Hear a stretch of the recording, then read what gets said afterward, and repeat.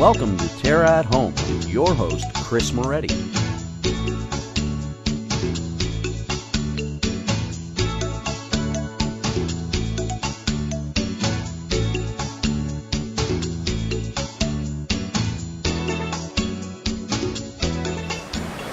morning and welcome to TERRA at Home. As we prepare to welcome fall, there are so many wonderful ways to spend time together as a family. And this morning I'm joined by Laura Lukasic from the Hamilton Public Library to learn about a really great way to spend some time as a family, and that's the Telling Tales Festival. It's an absolutely awesome day to spend together as the family. So mark your calendars for Sunday, September 18th. From 10 a.m. to 4 p.m. We'll be at Westfield Heritage Village in Rockton, Ontario, celebrating the 3rd annual Telling Tales Festival. It's a wonderful thing, and it's a cooperative venture with the Hamilton Public Library and some other great people. Who's involved in putting together the festival? Oh, this is a community collaborative, and it's just so exciting. So we have a number of host partners, including the library, as you mentioned, Westfield Heritage Village, the Hamilton Conservation Authority, and Sunset Rotary Club. But the number of community partners is just endless. The school boards, the daycares, corporate sponsors, TD, Ontario Trillium Foundation. So really it's such a great group of agencies and people that have come together to make this happen. So let's talk about it. The Telling Tales Festival, it's a really unique and wonderful way to spend the day as a family, and it's all about just what it suggests, telling tales. Tell us about the festival. So this is a festival that features Canadian authors, illustrators, and musicians who all have works geared to children to youth from birth to about 16 years of age. So we have Eddie Douglas coming in, who's going to do lullabies for the very young. And probably you remember Jean Little from when you were reading chapter books, and she's going to be joining us this year. We've got some fabulous new authors coming in. Rebecca Bender, who's from the area, has a great book with fabulous illustrations called Giraffe and Bird. It's actually one of my favorites. The illustrations are just wonderful. But for a full list of all of our authors and illustrators and musicians, you can go to our website at tellingtales.org. Fantastic. So basically it's a full day, a very rich program that's geared toward children and families of all ages, like you mentioned, from the very young all the way up to about 16 or so. So what will happen during the day? We've got readings and music and all sorts of stuff. We do. We have characters who are going through the village. The village is open. It's free to get in that day, so it's a completely free event for families. You can poke around all of the historic buildings at Westfield Heritage Village. We're very proud to have 3 wonderful people to give their expertise in terms of publishing books, so not only just for the kids but for some adults as well. If you are looking at writing a children's book, we've got some experts that can help you with some tips in that area as well. Fantastic. And it's not just about books either. It's music, there's puppeteers, there's wonderful stuff. Right. So we have puppeteers from the Hamilton Public Library and storytellers, and as I say, musicians. A fabulous activity center for the children so they can get their faces painted. There's this really great parachute that they can colorful parachute that they can make fly in the activity area. So just it's a wonderful, well-rounded day. Now, when attending the festival as a family, there are different things happening on different stages and in different areas. That's so correct. Perhaps the family could sort of split up and do different activities at the same time, or you could travel around. How many different areas are going at the same time? Oh gosh, we probably have 6 or 7 different stages that are happening throughout the day. So make sure that you get your insert from the Hamilton Spectator or your program with the full schedule, because you don't want to miss anything. Yeah, definitely. There are some really fabulous authors attending. You've mentioned a few already. Are there any favorites on your list that you're really looking forward to seeing? Well, Rebecca Bender for sure. Our chief librarian from the Hamilton Public Library, Ken Roberts, will also be doing a session. He's got some fabulous books and he does some wonderful storytelling. And also is a children's author, so he can do a session on some tips on getting published. But probably one of my favorites this year, you know, Barbara Reed and Joellen Bogart are both going to be there. This is quite wonderful. TD does a grade 1 book giveaway. So the book giveaway for this coming school year is a book that they co-authored and illustrated called Gifts. So they're going to be there to talk about the book that TD is going to give away to every grade 1 student in Canada. Wow. So very exciting. Will books be available to purchase at the festival? Yes, that's a great question. Brian Prince Bookseller is going to be there and will be selling books for all of the presenters that will be featuring that day. We also have a book swap, so if you want to bring some of your gently used books, you can bring them to the book swap and trade for something new. Fantastic. Well, it's such a wonderful opportunity to both discover something new and to sort of rediscover old favorites and see them in a new light. In some cases, to actually have them read to you by the author, which is such a unique experience. It brings a real enriching element to all of the kids who are going to be there, some of whom may not have ever been in contact with an author before. That's very true. Hamilton is a very diverse community, so a lot of newcomers to the city have not been outside of the city. So going to the Westfield Heritage Village is a completely new experience for them. And having said that, families should watch our website, because if they're needing transportation to the festival, we have many opportunities for them to get there as well, thanks to the generosity of both school boards as well as ArcelorMittal Dufasco. So fantastic. Lots of good things happening to get there. How has the community received the festival? This is the third year. Third year. So has it always been at Westfield Heritage Village? It has been, and we've had beautiful weather so far for our first 2 years, and I hope I haven't jinxed us for this year. That's okay. But it's always been at Westfield. Our first year was a fabulous year. We had approximately 5,000 people there, and we actually won a Hamilton Tourism Award for the event. Fantastic. So the numbers have been growing, and I know that having been out in the community this summer, that people are already well aware of when the festival is going to be and are very excited about it coming. Reading is such an important thing to do together as a family, and this could certainly be a great kickstart to a whole fall or a whole season of reading together as a family. A whole lifetime. Exactly. We promote reading as early as possible, so we do a project, and actually one of the things that Telling Tales does is it also raises money, and the money is put back into the community for literacy projects, and one of them is a pilot project that we're doing right now where children who visit their family physician for their 18-month well baby checkup get a book. In fact, it's one of Barbara Reed's books, as well as a little prescription about reading, because it's never, ever too early to start reading to your child. What a fantastic idea. I know reading as a child was one of my fondest memories, and it did set me up for a lifetime of being an avid reader, and I'm sure that's something that you see at the library too, young readers enjoying reading throughout their lives. And it's a great bonding opportunity for families too. You know, if it's mom or dad or aunts or uncles or brothers or sisters, it really becomes a family affair. It's wonderful.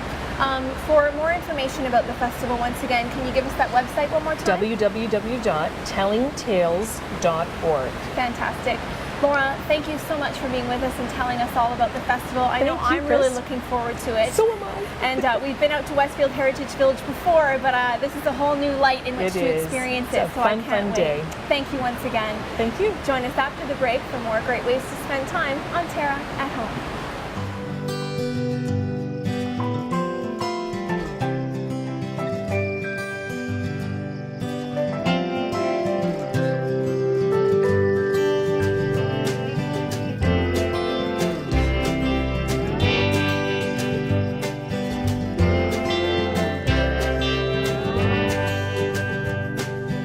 Come and explore the new TERRA, where color lives. When we first bought the house, the lawn was nothing but brown. So I called my father-in-law. You know, he's really good with the lawn. He knows exactly what to do. Well, I told him you're Scott's turf builder. He said, well, I got this other stuff, and I told him, take it back to the store. Well, some brands have filler like sand and gravel, stuff you don't want on your lawn. Scott's turf builder is pure food. Every granule's 100% nutrition. You get what you pay for every time. You see what happens, Tim, when you listen to your father-in-law? All food, no filler. That's the Scott's advantage.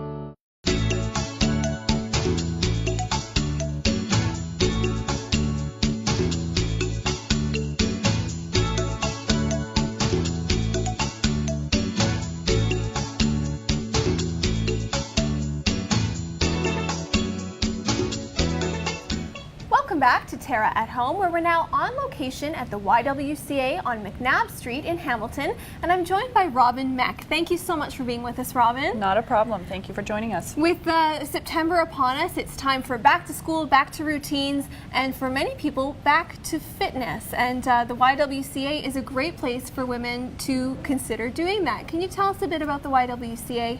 Absolutely. We have 2 locations. You're in the women's only facility, and we cater to women of all abilities and diversities. And we have programs that start from babies all the way up to seniors. So fitness for all ages and for all women. For all ages, all women and their families. So we try to incorporate everybody into our program, breaking down any barriers that may be there. We have childcare programs, we have swimming programs, we have back to work programs, helping women get back into the workforce if that's needed. Oh, fabulous. Yeah, we have a YWCA Encore program, which is for women that are in the post-cancer treatment stage of breast cancer. And that's a fabulous program for women to participate in, and a whole mesh of fitness activities. So Zumba classes, cycle classes, muscle toning, you name it. All right. I think a lot of us don't get nearly as much exercise as we should, as we're supposed to. I think it's recommended 30 to 60 minutes every day. Correct. So, being in a great facility like this, we've got all sorts of wonderful options available to be able to do that for women, as you said, of all ages, of all abilities. As far as structured classes go, there are all sorts of different ones starting this fall. You mentioned a few already. Zumba, I know, is very popular. Can you tell us about that? Zumba is a physical activity program designed to let women go out and have fun. It's a dance-based program, but you don't have to be a dancer. Thank goodness. It's fun music, it's uplifting, it's energizing, and it's just a great way for women to relieve stress, feel a little more confident about their movements when they're, out there and dancing. And there's because we are women only, there is no concern about, I feel a little self-conscious because maybe there's some men in the background, and we don't have to worry about that at this location. Right. We do offer Zumba at our co-ed facility as well, and there are some men that participate. They like it too. Which is good. Yes. I think a dance-based fitness program or a fun-based fitness program is a great entry level for people who maybe have never done an exercise program before, because it really injects it with fun. Absolutely, and that's one of our mandates, is to help women feel comfortable in any form of activity they participate in. We try to break down those discomfort levels. So if they're not sure about how to use a bike or what they're supposed to do in a fitness class, we can help them. We teach them how to do that, and they let them realize that it's just we're here to help them and have fun, be comfortable with what you're doing, and not feel concerned that they're not going to get the benefit out of the activity. Well, when you're worried so much about whether or not you're doing it right, it sort of takes the fun out of it. So it's nice to be able to have something where you can learn as you go and feel happy about doing whatever it is you're doing. Absolutely. So Zumba is just one of the classes available. Can you tell us about some of the others?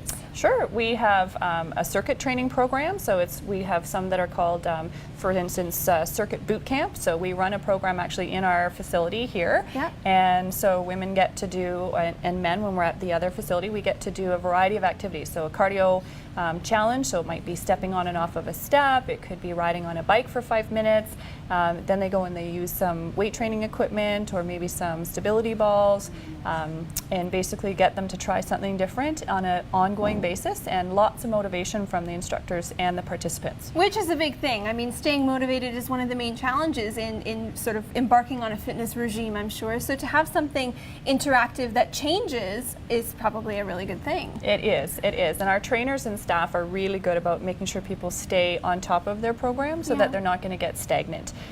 We've all probably known someone that's been active for a certain length of time and hasn't really seen a lot of changes to their activity or to their health, and we want to make sure that people are consistently striving for new goals and reaching new health levels, which is really what the focus is. We want women to be healthy, comfortable, confident, feeling like strong leaders, part of their community. That's really our mandate. Healthy here, healthy at home, healthy in the community. Absolutely. It's a great thing. There are wonderful programs for the entire family as well. So as you mentioned, you can bring the kids along as well. Can you tell us about some of the children's programming here? Sure. We have something as useful as a daycare center at the McNabb Street location. So if parents are working in the area, or we do have parents that travel outside of the city, they can drop their children off before work.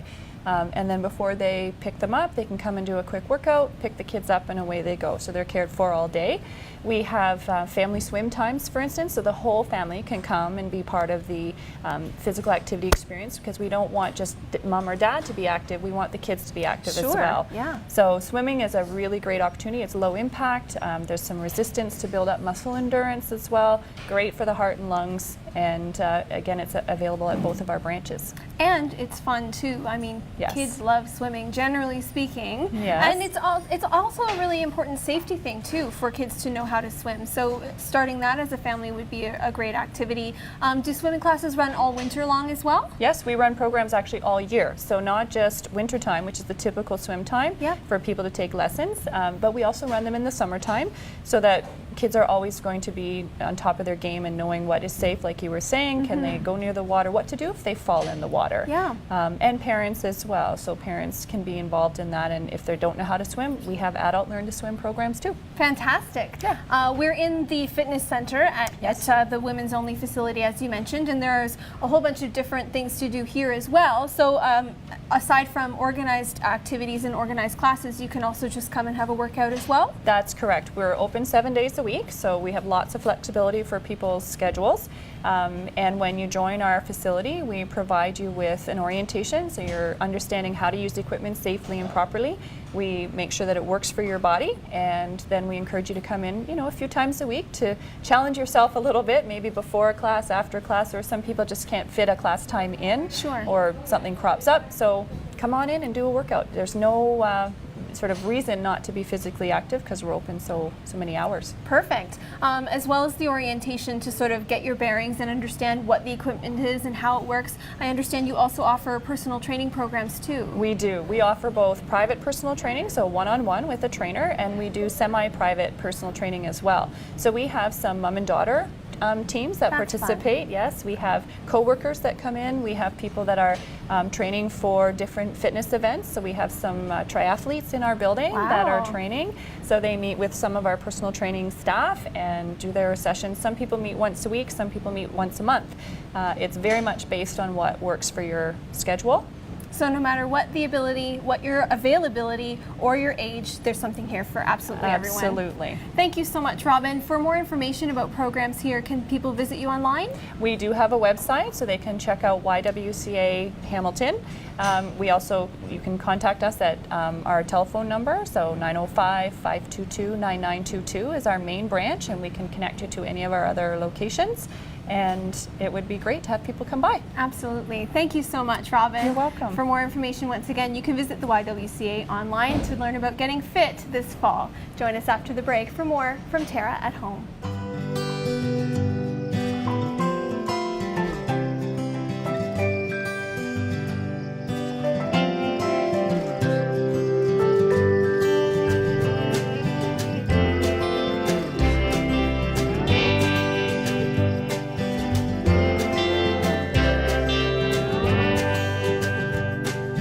Come and explore the new TERRA, where color lives.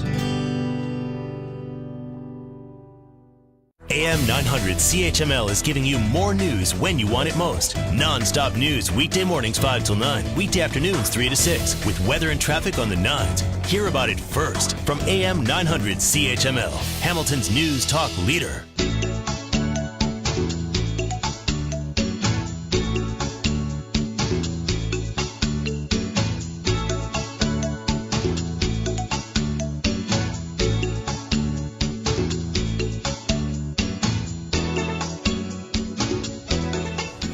Welcome back to TERRA at Home, where we're now in the kitchen with Chef Rachel. Hi, Rachel. Hi, Chris. I'm quite excited about this beautiful array of colors we have in front of us, and I suspect we're making something seasonal and delicious. Yes, we are. A pasta. Okay. A nice pasta. Pasta is kind of a treat for me. I don't really eat it very often. And we haven't made one on the show in a while, so this will be nice. Yeah, so I'm just going to use shell pasta, like a large shell pasta. My pasta of choice for this, and just some really fresh vegetables. It's going to be a really fresh pasta with very few ingredients, but all of them together with some fresh herbs is going to be really delicious. Awesome. So have my salted water boiling, and we're just going to put the pasta in. So this is dried pasta. It's going to take about 10 to 12 minutes. Okay. But we can get that going while we make the sauce. Great. Let's put that in. When you put the pasta in, you want to just give it a little bit of a stir just so it doesn't stick together. Easy enough. So we'll check on that in a minute. Okay. Now for the sauce. Not even a really heavy sauce or anything, just some oil and garlic.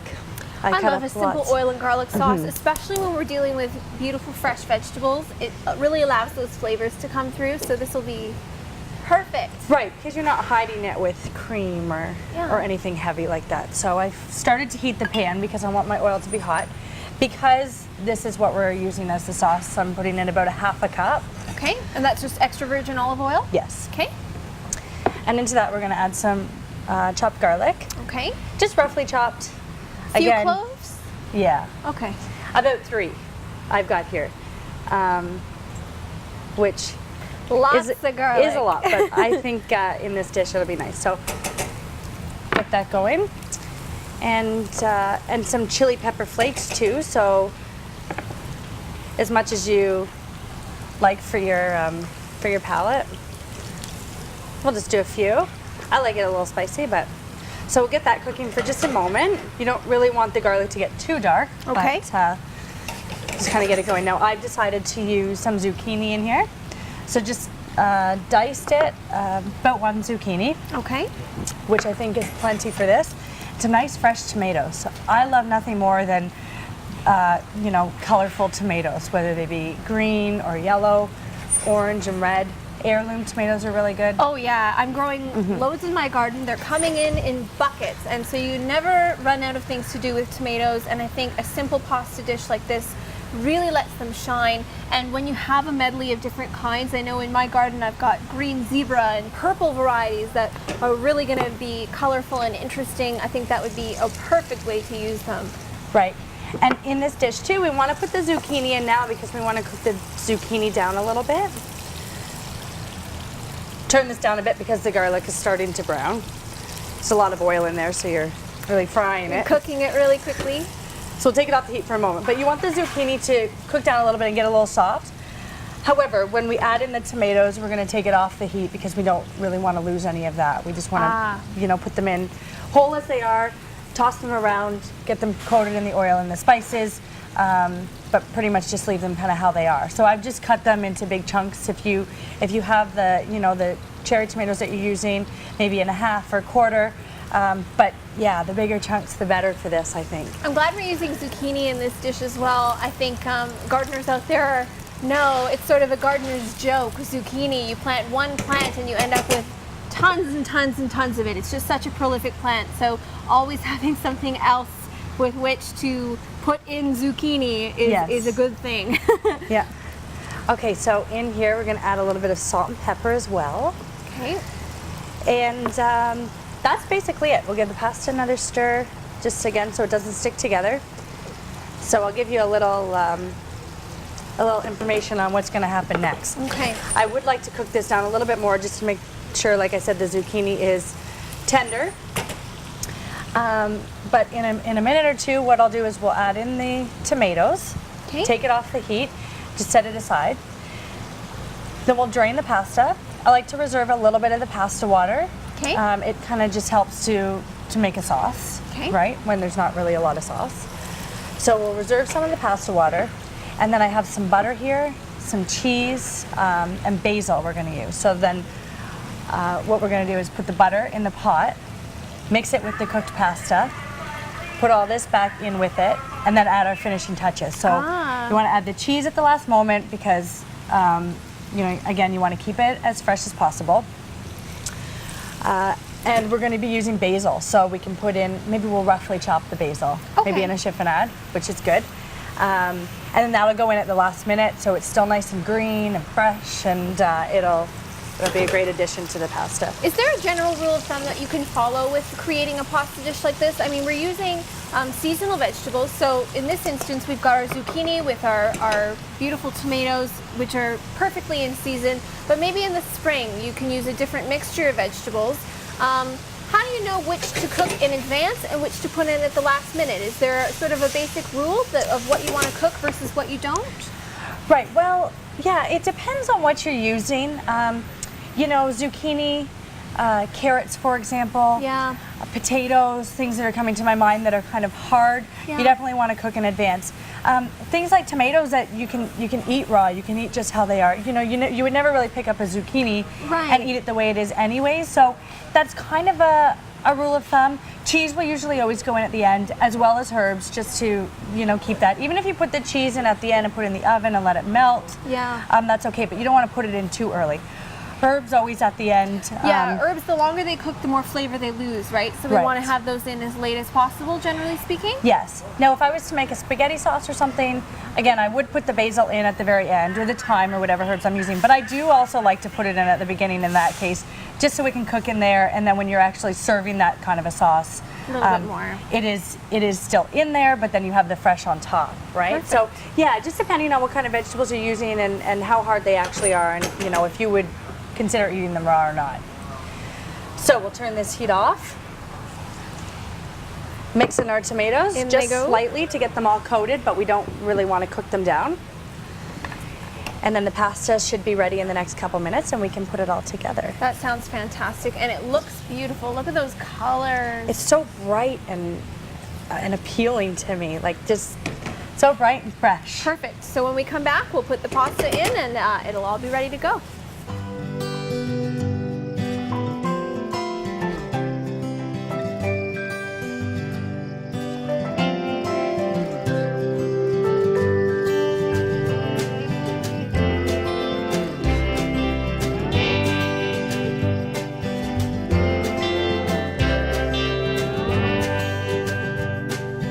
Come and explore the new Terra, where color lives. AM 900 CHML is giving you more news when you want it most. Non-stop news weekday mornings 5 till 9, weekday afternoons 3 to 6, with weather and traffic on the 9s. Hear about it first from AM 900 CHML, Hamilton's news talk leader.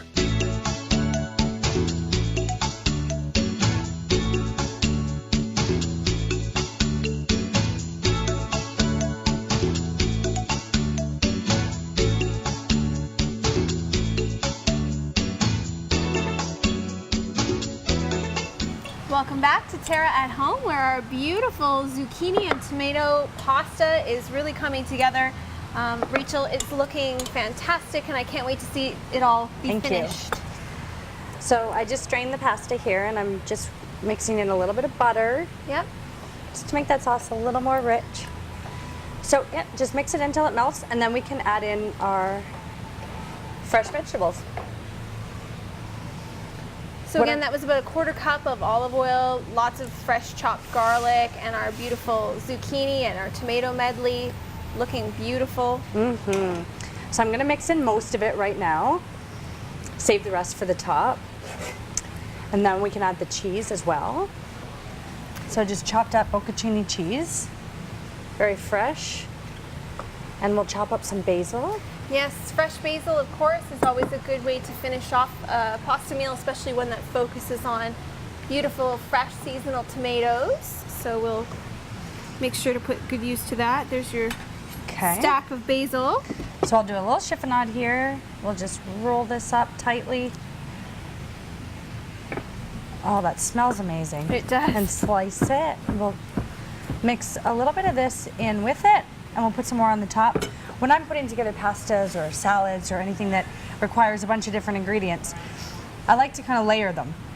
So, meaning, right now I'm putting most of the ingredients in the pot, but then finish it off with a bunch of ingredients on the top. Right. And it looks really full, and it's a nice presentation. So let's do that right now. Thank you. Anything in a nice white bowl shows off the meal beautifully as well. Okay, you're right. Oh, look at that cheese melting. Finish it off with some more fresh vegetables, the rest of the cheese, and the basil. Doesn't that look great? Looks amazing. There we go. Nice Simple, and fresh. delicious, absolutely fantastic. And of course, as always, you can find this and all of Chef Rachel's wonderful recipes online Thank you. at terragreenhouses.com. Till next time, join us for more Terra at Home.